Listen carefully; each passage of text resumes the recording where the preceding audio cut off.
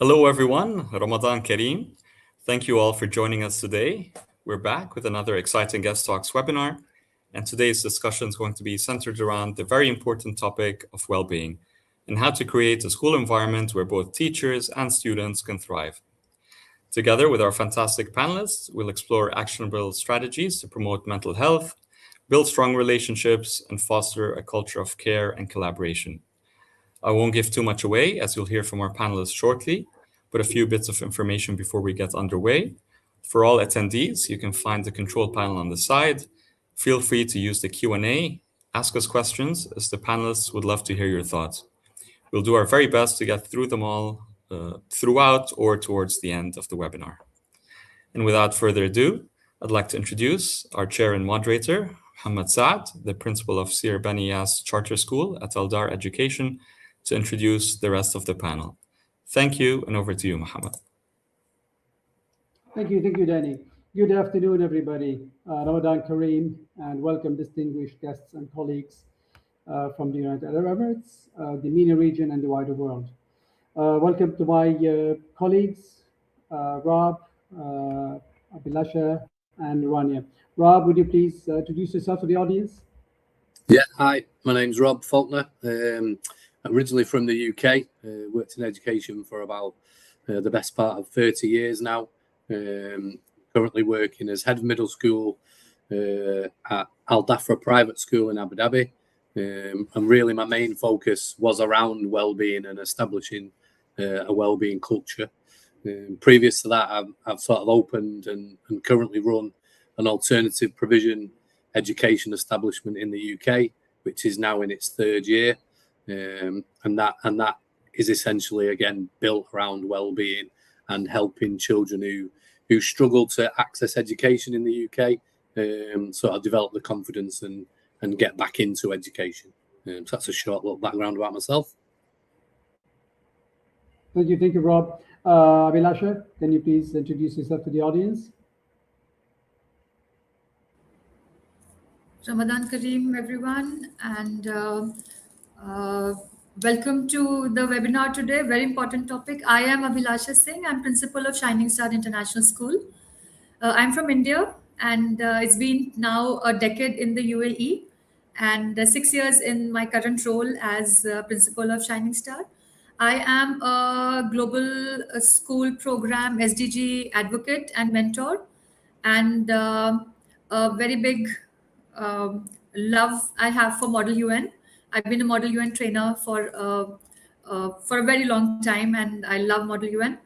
And as a school leader, I mean, we all are focused on school improvement as an Indian curriculum school. And I am also a marathon runner. So rest we'll keep conversing, and I'll get back to you as the conversation flows. Thank you. Well, thank you. I think we lost our colleague Rania. I'm sure she's trying to get back in connection. Let me introduce myself again. My name is Mohamad Saad. I'm the founding principal of Seer Bani Charter School under Aldar Education. We're based in Mohammed bin Zayed City in Abu Dhabi.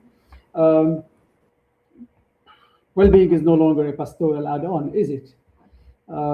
Recently, we I don't know if you heard, it was the MENA School Excellence Awards. We applied for the Wellbeing Award. We applied for Sustainability Award. We applied for the AR Digital Innovation Award. We were shortlisted for 2, and we won 1 award. But of course, well-being is a big one. Across the UAE, as you know, and increasingly across the GCC. I think we've got Rania back. Can you hear us, Rania? Oh, we lost her again. And across the GCC and the media education system, well-being has moved from being an initiative into being an infrastructure. Under Abu Dhabi's regulatory framework, well-being is embedded within governance, safeguarding inclusion and leadership accountability. But this shift is not isolated, of course. Across the region, ministries of education are aligning with the global evidence. The OECD's Program for International Student Assessment, better known as the PISA, shows that students with a strong sense of belonging score significantly higher in reading and mathematics across participating MENA systems. UNESCO's 2023 Global Education Monitoring Report highlights that the Middle East faces rising student anxiety linked to academic pressure and digital exposure, while also noting that structured social emotional learning improved resilience and attainment outcomes. Meanwhile, the World Health Organization data indicates educator burnout and increasing global and teacher attrition rates across several MENA jurisdictions have risen post-pandemic. And of course, these are just the start. Now, how do we build systems where we can build sustainable well-being? How can we make well-being embedded within our culture, inside our schools, and not a poster on the wall? And of course, Rob, your school has been a pilot for the well-being mark in Abu Dhabi. Can you share your thoughts on that? Yeah, thank you. I think throughout my career, even though I probably didn't realise it when I first started out, well-being's been at the centre of it. Now, obviously, it's come to the fore a little bit, and I'm sure every school has a policy around well-being. So obviously, when I came to Dhafra in Abu Dhabi, we did have a policy. We amended it slightly, but we didn't really change very much. I think a policy is great, but I think it's the people that count. And for me, well-being is all about people. It's all about connections, and it's all about relationships. So for me, when I started on this journey in Abu Dhabi as one of the pilot schools for the Wellbeing Mark, it was about having some systems in place, but really, more importantly, was about having the right people in place to support what we actually wanted to achieve. So I'm sure schools have groups of people that are involved in well-being. We called ours the Wellbeing Heroes. So we have Wellbeing Heroes as a staff committee, and we have Wellbeing Heroes in the student body. And basically, we try to have a Wellbeing Hero in every part of school.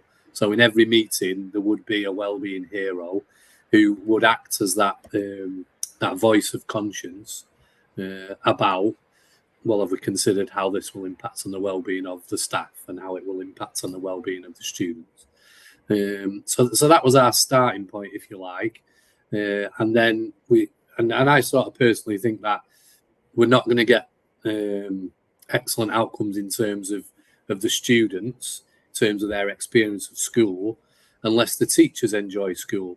So our first port of call back in the staff only week was around staff and staff's well-being, and trying to introduce things that staff would like. So we started that process with some staff consultations, so surveys and meetings and different conversations, and just found out the priorities from staff's point of view, and then we sort of worked from there, really.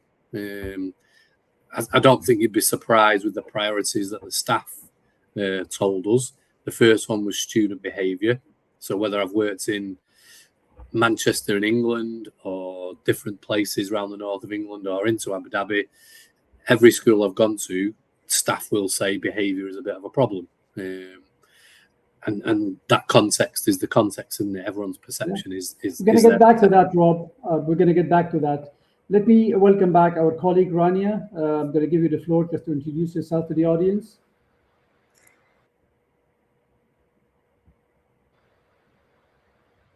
Thank you. Thank you very much. I'm happy to be here, and I'm sorry for the internet issues. I'm so excited to be talking about mental health, because I really feel for the longest time, and I'm from that generation when all the focus was on, our grades and how well we were going to achieve, and all the social comparison that happens in schools, just with the fact that there are grades and that there isn't room for each individual to be themselves, and to develop their own skills at their own pace. And it's so refreshing now.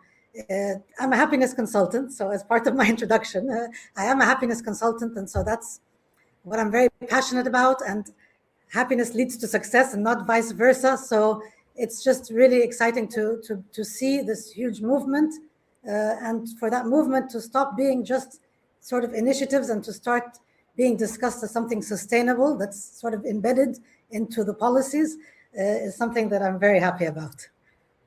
Thank you, Rania. So what I gathered from Rob's short intro is that we're looking at preventative models replacing reactive models. We're looking at tier systems of support that become the norm. We're looking at leadership accountability, expanding beyond attainment matrix. Abhilasha, as a school leader, how does effective governance and school leadership of well-being look like in practice within your school?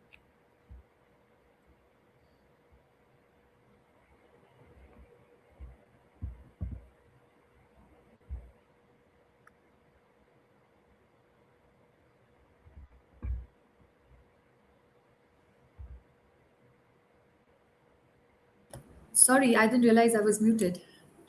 So thank you for that question. I was saying that with the we all are focused on well-being, and we know that is important. But now recently, with the new added framework on well-being and the policy on well-being, the school should not be having a knee-jerk reaction to it and suddenly, getting all these well-being initiatives into the school and cramming them into the calendar.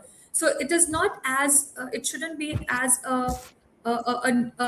one input, say on a Friday coffee with the teachers or something with the students. It has to be a strategic policy, strategic point of. So sorry, I'm just a little rattled because of something that I've dealt with in my office right now.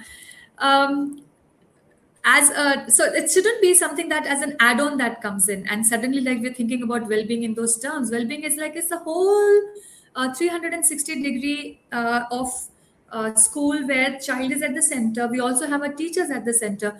As a T4 ambassador, country ambassador, T4 education country ambassador, one of the pillars of T4 is teachers' well-being. And so in our school, there are multiple things. I'll start with the staff. We have started a program called Babul Sada, which is Door to Happiness. This has been curated with the HR and the head of inclusion. They came forward, and this also came through our surveys, where we've conducted surveys. We've sort of calculated the net promoter score and analyzed that what were the staff saying. If there was attrition in a particular year, why was that attrition? Why was such a escalation in attrition? So all that then led to us coming together and deciding on this program, which is Babul Sada, Door to Happiness. And then we conduct activities in this where, let's say, simple things, celebrations, birthday celebrations, recognitions. Teachers love recognition, and we need to do that, celebrate what they are doing. And for the children, then the head of inclusion, he came up with this formula, with the framework of SPIRE. And that SPIRE is working on the children's self, that is mindfulness, self-regulation, then physical development, intellectual development, relational, and also intellectual and emotional. So that's how in our school, the framework that looks like. And then there's specific activities, like we are known for a practice of gratitude. And thank you for that, Abhilasha. Really, we're going to come back to that definitely. But I'm going to jump to Rania, being a mental health consultant, as an independent consultant. What would be your advice to school leaders to ensure well-being is embedded into strategic planning rather than treated as an add-on, as Abhilasha mentioned? Yes. I mean, actually, I just want to say what she just modeled is one of the things that I would actually recommend, which is she actually showed human vulnerability and human emotion, real life. Like, I'm rattled because of something that just happened in the office, right? We just need to do more of stopping to pretend that we've all got our acts together and we all know exactly what we're doing, and just be human, because that's the kind of thing that's going to allow us to first of all, have this community and culture of talking about emotions, admitting that we aren't perfect, admitting that we don't know everything, and that we sometimes make mistakes, and so on, is really important. And I think that's one of the things that I would actually, I mean, it might sound like a simple thing, but it's not, because when everybody starts to behave in that way, then the culture starts to change, and it starts to become okay not to, be always feeling good all the time, which is a misconception about what well-being or happiness is. It isn't feeling good all the time. It's being able to, actually there's this term emodiversity, which is being able to experience a wide range of normal human emotions throughout the day, and then to what extent can we process those emotions and manage them. And when you have both teachers and certainly little children, it's hard sometimes to navigate big emotions. And that's the kind of thing. True. Sorry, it's always difficult to to maintain that. Yeah. I'm going to go back to Rob very quickly. Got an interesting question in the Q&A tab here. Got Charlie from the UK asking about, it's really interesting to see how international schools offering US or American curriculum with all international students in a school like yours, for example, install a sense of local identity in all students and the staff and a sense of belonging. How would you respond to that based on your experience being a pilot school in the well-being mark? Well, I think obviously we have obviously quite a lot of work that goes on with national identity, don't we? So that's embedded through all lessons. So even if you're in a maths lesson or a science lesson, it would be about how that affects people in the local region, and with different examples. So that national identity is a really, really important part of school life. Certainly in Abu Dhabi, and certainly in the school I'm in. So it's like people were saying before, they're not initiatives; they're just part of the fabric of the school and the local community. A school's not an isolated building just on the corner of a block. It's part of the school community. The community comes in and the school goes out, and I think that's how it should be. Is it possible just to pick on something that Rania was talking about, just in terms of something we did concrete around about emotions and managing emotions? That tended to be one of the big three things that our staff and children sort of discussed. So we did quite a lot of work in our CPD at the start of the year with staff around understanding their own emotions, understanding their triggers, how they could manage those in the planning as best they could. But then also we sort of devised something called the Wellbeing Toolbox. So we're a kindergarten to grade 12 school. So every part of our school has a toolbox with 5 strategies that we teach the children. We also have a staff wellbeing toolbox, which the staff design themselves. So there could be anything in there from breathing exercises like box breathing, or strategies like act as if, different things, using music, using exercise, things like that. So we brought that in. That's been really, really successful. Students will work through all 5 of the strategies in their toolbox, find out which one works for them, and then if they can't manage their emotions by their planning or their preparation, and obviously at certain points in time, we all feel frustrated or angry or a negative. Thank you for that, Rob. Really, the Charlie's also extends his thanks for your response. I've got a question as well, which really seeps into my next point to Abhilasha and then to Rania. The question is, how can we maintain our happiness while we have work overload? So in your opinion, Abhilasha, what are the most significant stressors facing teachers today? And how can we balance between teacher happiness and work overload? And then, Rania, I need you as an independent consultant to elaborate on that. Teaching is demanding and has become super demanding profession now. And this is a question that we struggle with I think all schools in the country struggle with this, because how do you keep the teacher happy and yet compliant and get the work done. The stressors first, I think, especially for the teachers who are like, I'm a leader of an Indian curriculum school. And for us, when we came to the UAE and for those who were before us, and when the inspection started, the inspection brought in a lot of stress, because in India, we don't have that kind of rigorous inspection system. Daily lesson plans, workload, documentation, lesson observations, and that whole regular cycle of audits. I think that puts a lot of pressure on the teachers. And then also the accountability, which of course it is non-negotiable, because when you become a teacher, you sign up for this. You walk into your profession with eyes open, to take accountability of the little ones that you are going to be responsible for, because after all, you're a nation builder. So the teachers have to keep that thought process, and with that motivation, if you work, then rest of it can be dealt with the support system that the schools that need to create. So as a leader, my responsibility is that we keep our ear on the ground to hear those reverberations, where we come to know before the teachers even speak that this is what is bothering. So whatever support that we can give in terms of, if it is an AI support right nowadays for lesson planning, so that's a support that we do, that we provide our teachers. Or psychological safety. It's extremely important for teacher well-being. A teacher should be able to approach their lead. Teachers should be able to approach the leaders, knowing that they will not be judged. There are days when all the days would not be high performing. You also bring baggage from home for whatever stressors you may be having with your family. But in the school, if it's a safe space and teacher knows that if I do make a mistake, I'll not be judged on it for me to be put on the stake and really be penalized for it. So these kind of safe spaces in the school are extremely important for the staff to feel valued.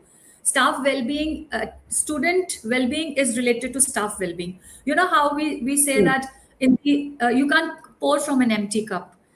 In the aeroplane also, you first, if there's if there is a critical crisis, then the oxygen mask you first are told to put on yourself, then only you can look after your family or whoever is around you. So similarly, that support for the teachers is extremely important in the school, and we as leaders create that psychological safety, the safe spaces, and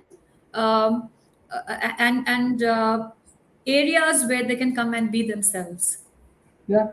Well, Rania, over to you. I mean, what are the most significant stressors that teachers and educators face today? I think, I've not worked in a school, but however, I've worked with a lot of people and different sort of walks of life and leadership. So I think the idea, first of all, that hustling or sort of, always doing and being productive is the definition of success. That I think from a mindset perspective, it needs to change, because self-care hasn't been perceived as part of that. And I think the change that needs to happen is that self-care is productive as well. Resting is productive. We don't, as human beings, we don't need to be doing things all the time. In fact, in my book, I published a book last year called Why Can't We All Be Happy? And it's got 5 practical steps to unlock your inner happiness and help change the world. And the help change the world part is for each of us in their own way. How can we add value? And so in terms of education, how can we add value as teachers or as leaders in schools?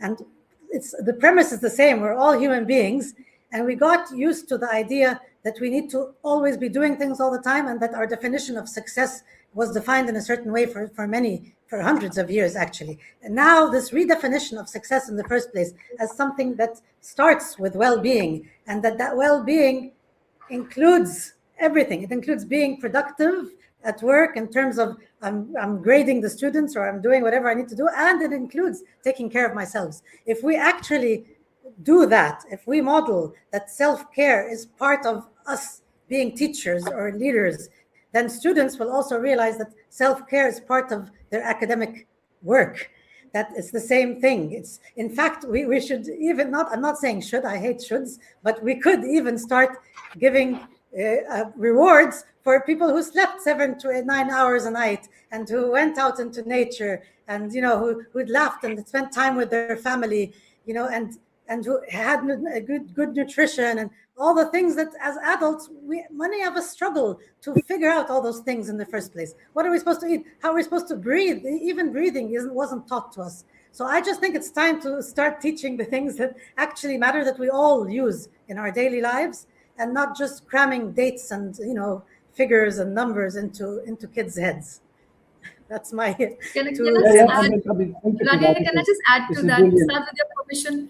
Can I just add to that? So there's this concept of what you said is there's a concept of called triple well-being, and there is an organization called Thoughtbox Education. So they have this whole framework on triple well-being, and the concept is that you take care of yourself. So you heal yourself, you heal the community, take care of the community, you take care of the planet, you take care of the nature. Yes. So I want to move a little bit away from the staff well-being to the student well-being. So let me end the staff well-being discussion by asking this. I mean, maybe it's not only about the staff, it's also about the students. Rob, again, going back to you, being a pilot for the well-being mark, is well-being measurable in the same way academic attainment is? Or should it be measurable as the academic attainment is? Well, I suppose the world we live in, everybody likes things to be easily measurable, don't they?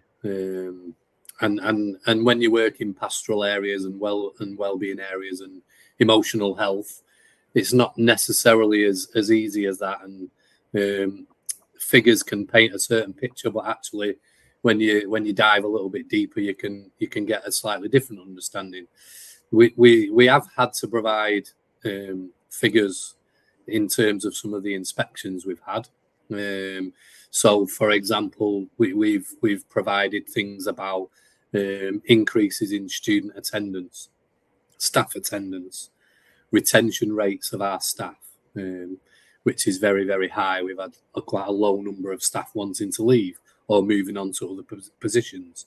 We've looked at things like the number of behaviour incidents in school, and they've been reduced while we've been focused on well-being. We've looked at educational outcomes in terms of the exams that our children do, and over the last sort of 18 months, they're gradually becoming more and more positive.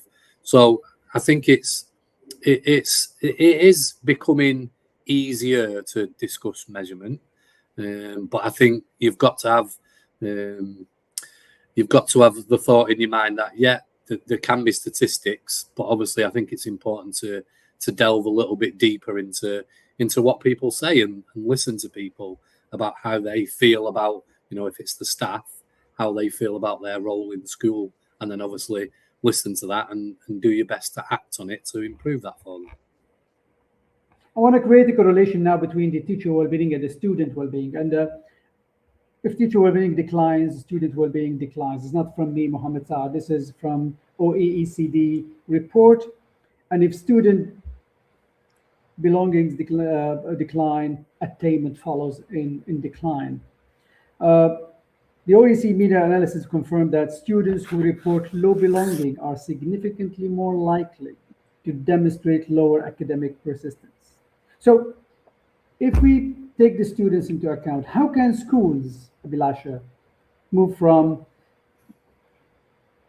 tokenistic student voice into authentic shared decision-making? How can we involve the students into the decision-making process and improve their belonging to the school? And we've got many questions about the international school environment and how we bring everybody together. How can schools move from that tokenization system into bringing students' voice into the decision-making and making them feel that they belong, and of course, improving their well-being?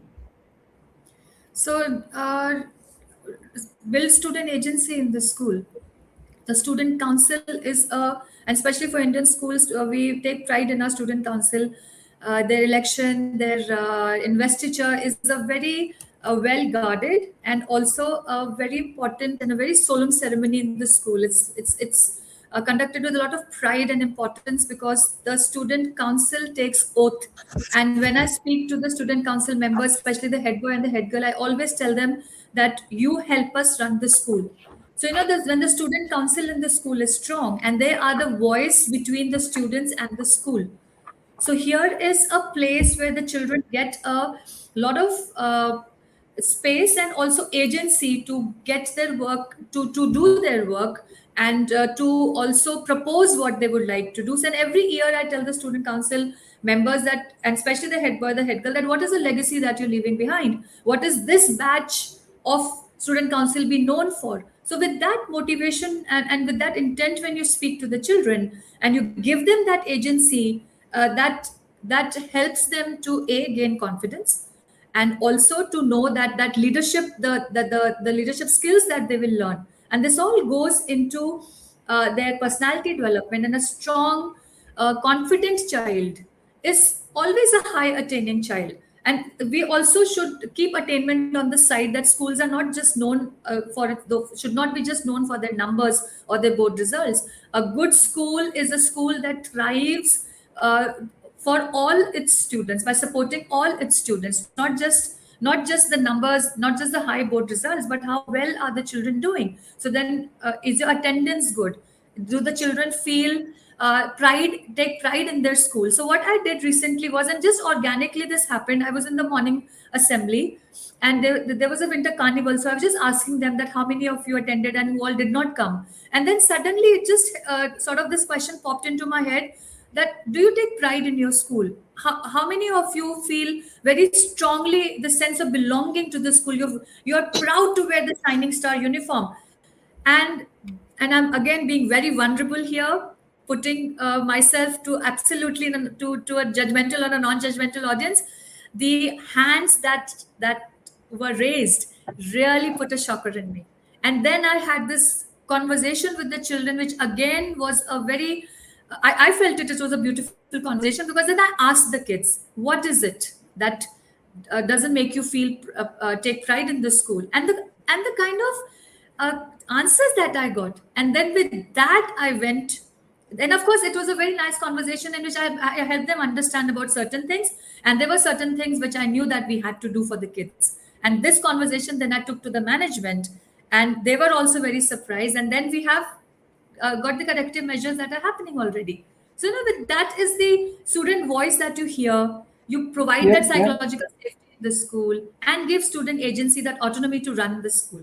Of course, you have to supervise, but I've got a very interesting question from the audience here, and I'm going to extend it to Rania, and of course, Rob and Abhilasha, you feel free to join later on with regards to this issue. I've got a question here, and Rania, if you're a consultant, you're hired by me as a school principal to support me, and my question to you would be, how do we move from isolated well-being initiatives to embedding well-being as a structural property of the institution? How do you help me as a school leader to instill a culture of well-being rather than standalone, isolated well-being initiatives here and there and everywhere?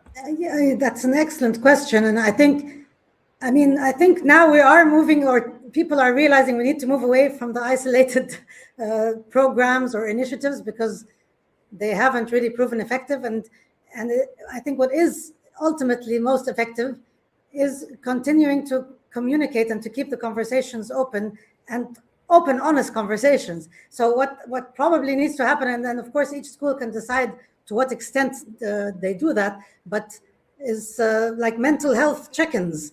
So there are regular, perhaps at least weekly, diverse groups of people, and they can include staff and teachers and students together, where we're actually having conversations around mental well-being and sort of noticing any red flags, and then identifying people who need extra support and so on.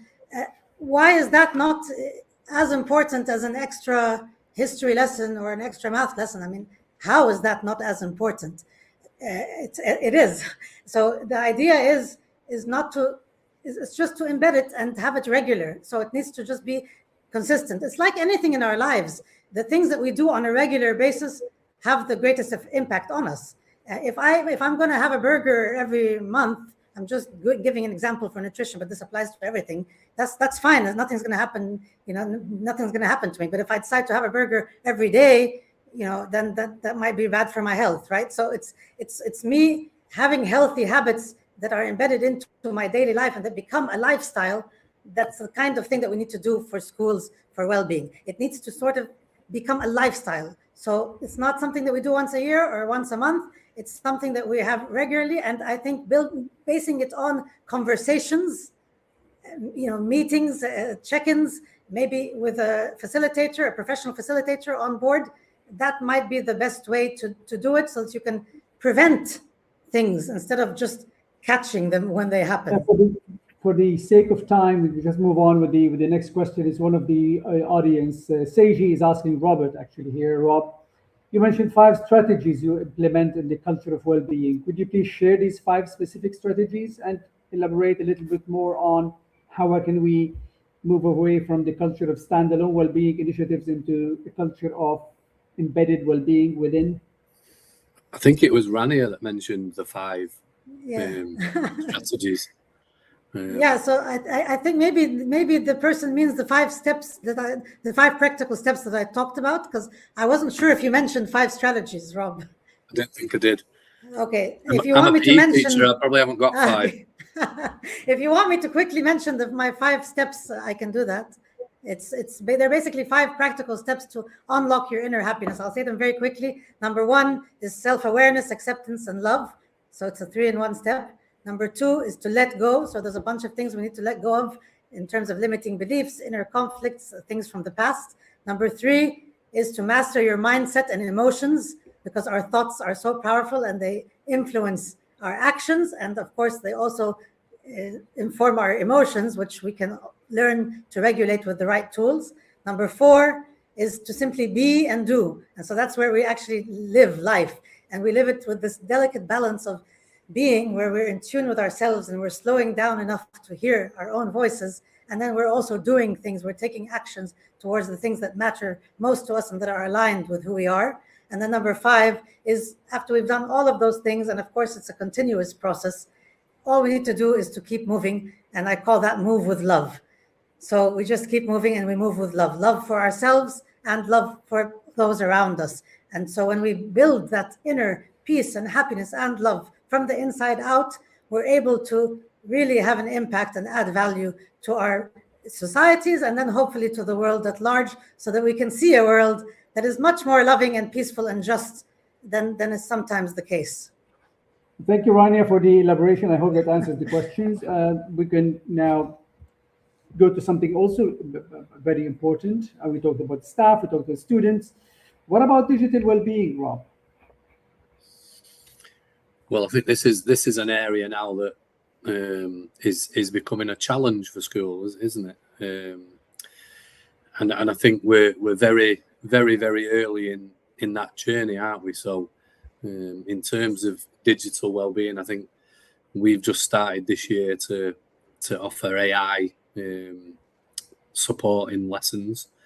So we have structured sessions now with our middle school students just around opportunities, obviously, because AI's an amazing resource, and I think maybe we should got to remember that it's the resource and it's not fact, and it's not how we have to live our lives. But we should embrace that.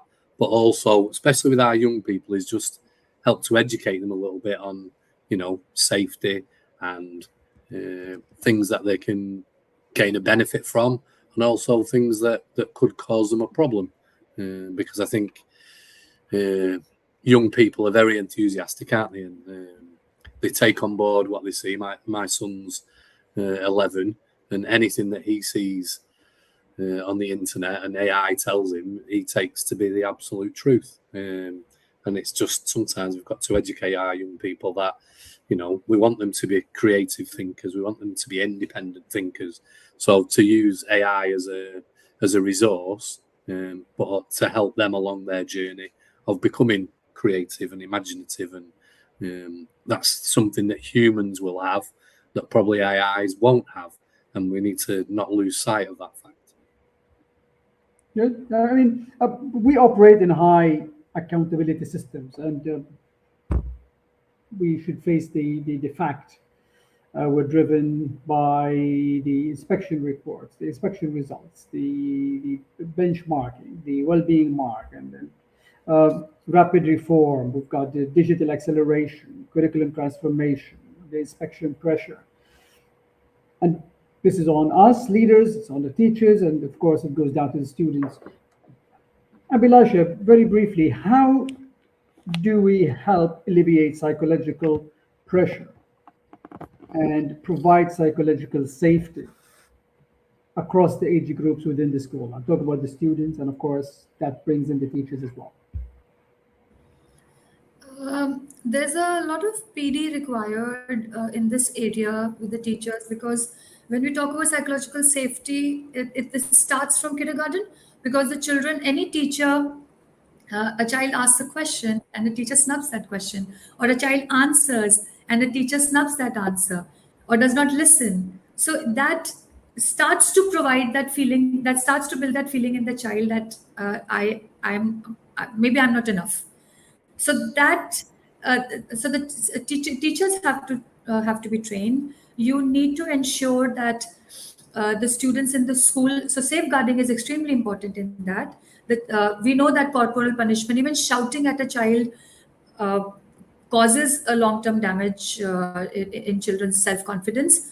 So in that manner, we have these spaces in the school. So safeguarding, counseling, teacher PDs, and listening to the children, valuing them, having programs in the school. So every small event in the school, it starts from the morning assembly, creating those opportunities for the children to be able to come and speak on the stage. All that continues to develop the self-esteem in a child. And then, of course, the teacher being there. So the role of a form tutor and of course, each subject teacher who teaches in the class, and being there, and for leaders, our visibility in the corridors, and also we have a very strong, and I'm sure all schools have a very strong anti-bullying policy. So being there, listening to those voices, especially those quiet students, the silent voices in the school, where the children, you really need to worry about the kids who fall through the cracks, who are quiet, they are in the corner, they are not seen, they are not heard. So the teacher has to keep her eye or his eye around her children that she or he is responsible for. And then, of course, there are programs in the school where children, through these, like say, we do gardening, and we are known for our practice of gratitude. Through these programs, the children get to understand their role. So we have a very strong practice of gratitude, where we made the children, through our programs, the children have understood that they are part of the have community and they must do something for the have nots. So with these kind of these kind of initiatives in the school, where the children, when they do and they become part of these, and these also create opportunities for conversations. These are continued conversations in the school. So it's not like a stand-alone program. It's a culmination of everything, where you surround the child, like Rania said, in love, and go forward with love. Rob, what tools are there for schools to measure well-being? What is this in response to the little question there? I think someone's asking about, is there something that busy teachers can use? We have a couple of things that we introduced. So our staff wanted a more accurate, up-to-date, like behaviour tracker. And obviously when people start to talk about behaviour trackers, they start to think about negative behaviours. So we wanted to make sure that we wanted to catch the children in rather than catch them out. So we have green points and we have red points. And our aim was to have over 10 green points for every one red point that was given out. So like we were just saying there about the children that maybe get missed or fall through the cracks or whatever, it's important that they get recognised, the seen and the heard, because it's that sense of being cared for, isn't it? It's that sense of, people at school notice me, people at school care about me, people at school love me. We're not going to get children to work harder or behave better by making them feel worse. So we have to make the children feel like they really, really enjoy school. They have memorable moments. So that's, like Rania was saying before about, one of the things I fell out a little bit of the UK was trying to do more of the same things that weren't working. So more lessons, more revision, more work. And actually probably what the children needed was more PE, more music, more drama, more creative arts, and a break from those lessons. So when they did go back to those situations, they felt refreshed and were in a better place to actually learn. So in terms of measuring, we've used that points tracker, the red green points tracker, but we also added just at the front of that, next to people's names, a thumbs up or a thumbs down. So at any point, all at the start of every day, every week, every child's thumb is up, and if any teacher or any teaching assistant, anyone in school notices that there's something going on with that child that's slightly different, they can just change that to a thumbs down, and then our pastoral staff can then act on that. Now, I've obviously some schools will have more sophisticated systems like that. I know you can buy internet-based or computer-based systems where children will do a daily check-in, and obviously your school will have a budget for those types of things. Yeah. But there's simple ways of doing it. But I think it's the fact that children feel cared for, and if there's something going on, there's a system in place so schools can notice and then act on it. Well, thank you, Robbie. I hope that answers your questions. This is Radhi from Algeria. Seema is asking, this is to Rania, how would schools use remote coaches and being an independent consultant and coach or mentors to enhance areas like self-care, self-development, and self-regulation? Is there an appetite for remote coaches in schools? As a principal? Yeah. Yes and no? Yeah, I mean, of course, you guys can answer about the appetite part because I'm not sure about that in your schools. But as a consultant, and I've worked as a coach one-on-one and in group settings and done a lot of public speaking, I think it would be amazing if schools would hire somebody like me to regularly go in there and facilitate maybe some of those group settings we talked about, where we just do mental health check-ins or just offer tools and resources for meeting life's challenges to teachers and to students, and just get that conversation going in a safe space, and to actually make sure that they set it up as a safe space, because the professionals will be trained to do that. And how much, I don't know how much you can put on teachers. I feel now just listening to this webinar, like, wow, you guys have a lot on your plates because it's such a responsibility as well. But yeah, so I think it's an excellent idea. And in my opinion, it should be something that schools want to do, is to outsource some of that outside mental health support and to make it a regular thing, and not just like, a one-off thing.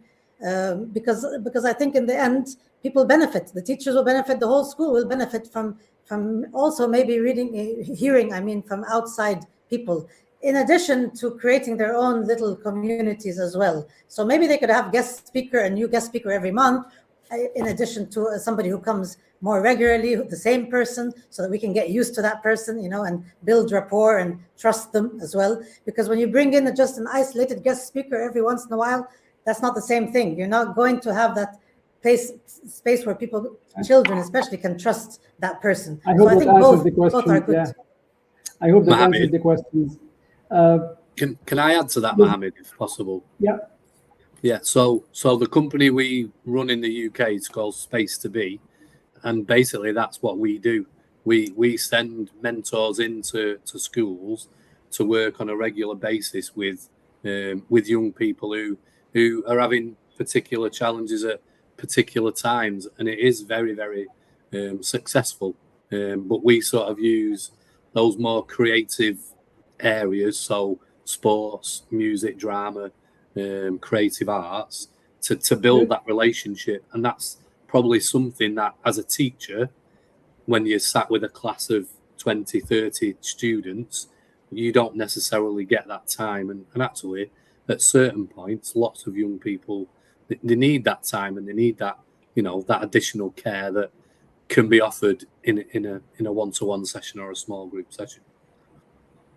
Yeah, well, thank you for that. Well, yes, the space to be is something that staff can use, can tap into for any support, and of course, the expertise of Rania is always welcome. Joanne, yes, I do concur 100% that well-being should be a foundation, not only a priority, and hopefully this is what ADIC framework is after in the Emirate of Abu Dhabi. Joanne's next question is about how are parents included. Of course, how do schools align achievement-driven parent expectations with well-being priorities? And this is for you, Rob and Abhilasha. Start with Abhilasha. We're running out of time, so I need 90 seconds for you, Abhilasha. Sorry for not having a pause button. So parental engagement. How we bring parents into, parents are driven by results. So how can we align their expectations? Parental engagement, parental engagement is extremely important. So you need to bring the parents to the school for conversations. You also need to run awareness sessions with the children, with the parents, and also make them part of the school decision making. So we've got school advisors, parent as school advisors. We've got a parent school advisor committee. We've got parent executive committee, which is the advisors, which are the core group of parents, like old parents. And then every year we've got class reps, parent as class reps. So we bring them for coffee morning with the principal every month. And so here is where we listen to the parents, and we also share with them what we want. And continuously around the year, we keep conducting awareness sessions with the parents on how the parental support we need, what the parental support is needed at home, so that the children flourish, not just in the school, that's our responsibility, but how the parents can support the school and what is the parent responsibility towards the child well-being. So these are a few things in 90 seconds. I hope I could cover this. And also the surveys that we run with the parents, and we always let them know that you said we did. So analyze, and the analysis of the survey that goes back to the parents, that this is what you asked and this is what we've done. I need Rob to elaborate as well on this. Okay, everything that was said before, and then one thing I'll add is that one of my big things this year was to try and upskill myself in terms of AI.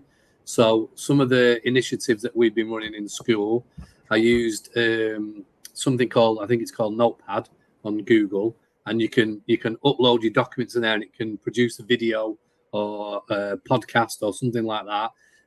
And then we sent them out to parents. Yeah, so we sent them out to parents. So as well as all the the coffee mornings and parents coming into school, we've started to send things that maybe parents would access, because they can access them on the phone as opposed to having to go into school, and they can watch them, listen to them at a time of their convenience. So we've tried to just think a little bit differently and give parents other options in terms of how they know about what's going on in terms of well-being in the school. Thank you, Rob. There's a question for me. I just want to elaborate very quickly on it from Seiji. How can schools ensure that teachers maintain professionalism while navigating diverse cultural backgrounds? How does a school balance personal well-being and professional standards in a diverse school while meeting expectations for cultural intelligence? To me, it's a simple phrase as a school leader. How can we help? How can we support, rather than it's your job, you got to do it. So this is the background I come from, and this is how schools should approach it. Yes, it has to go through the governance and the policies and the paperwork, but it's all about that approach. It's about how can I support you? Is everything okay with you?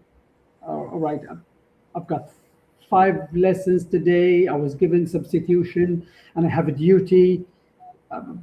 My kids, okay, relax. What do you think we should do for you not to feel this pressure? These are the questions. This is the approach I think every school leader, every governing body in a school should take. We're running out of time. Still have 4 minutes to go. There's a question for you, Rania, from Rahma. What does it take for a teacher to stay well long term without burning out? Yeah, so one thing I just thought of was to have a leader like Mohamad would help, because then you know that you can go to him, and you can say that I'm struggling with this, and that. My workload here is more than I expected, and I don't know what to do. And then he would actually hear you and give you a space to be heard. So expressing yourself would be really important. Getting out there, setting boundaries when you need to, and then infusing into your day. Now, of course, you're a person, you're not just a teacher. So there's things you can do at school to communicate your needs or your problems. Use the resources that are available to you. Don't shy away from that. But also, just as an individual, in your own time, make sure that you're infusing into your everyday a joyous moment, a moment to simply slow down and be, a time doing something that, whether it's a hobby or spending time in nature. We've got to infuse these things into our everyday, because if we don't, life starts to sort of take its toll on us, and it's on us. It's our responsibility. We're running out of time. I want to thank you all. Yes. We've got to answer Hilda's question very quickly, and then closing remarks. Hilda, how to encourage the extra mile in staff? Simply don't operate staff at 100% all the time, because when you are going to ask for that extra 10%, they have it to give it. If you operate staff at 100% all the time, they don't have that 10% to give. So my advice is to operate, and we do it in people management skills workshops, operate staff at 85 to 90%, so that they can give you that 5 or 10 or 15% when you need. Today is not about the initiatives, dear audience, my fellow colleagues here. It's about the systems. It's about how we embed well-being within our culture. It's not about the assemblies, posters. It's about governance. It's not about posters. It's about protection. How do we ensure? It's about how do you ensure that thriving together is not a slogan, but it's a measurable, inspectable, sustainable reality within our schools and within our culture. This is what it is all about. Over to you, Danny. Brilliant. Well, thank you all for joining us for this really valuable discussion, and a huge thank you as well, Mohamad, Abhilasha, Rob, and Rania, for sharing your expertise and insights today. I guess an hour definitely wasn't enough with all these fantastic questions coming in and comments. We will try to hopefully follow up with those attendees who couldn't get their questions answered via email after the webinar. And if you'd like to connect with our speakers, please feel free to reach out to us at marketing@guesseducation.com, or I'm sure you'll find them all on LinkedIn. The recording of today's session will also be available soon on our YouTube channel, and we'll also send it to all attendees by email. I know we had some comments if we were able to add the responses in the chat box, but we will be sending out the recording for anyone who wants to watch it again and take notes, or didn't have time to take notes. And yeah, before we go as well, we'd love to hear your feedback. So you'll be redirected to a short survey. It'll be great to have your input, as it helps us shape future webinars. Thank you again for being part of today's session. We look forward to seeing you at our next webinar. Take care and goodbye for now. Thank you. Thank you. Thank you, Mr. Saad. Thank you, everyone.